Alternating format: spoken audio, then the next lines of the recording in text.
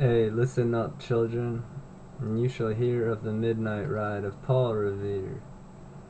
On the 18th of April in 75, hardly a man is now alive who remembers that famous day and year. Hey, he said to his friend, if the British march by land or sea from the town tonight, hang a lantern aloft in the belfry arch. I don't know what that is. Of the North Tower, Church Tower, as a signal light.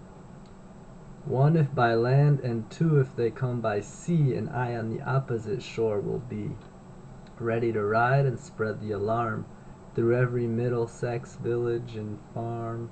Nothing to do with sex, that's too bad.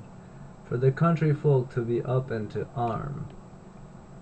Then he said good night, blah blah blah. We're gonna skip some of this crap.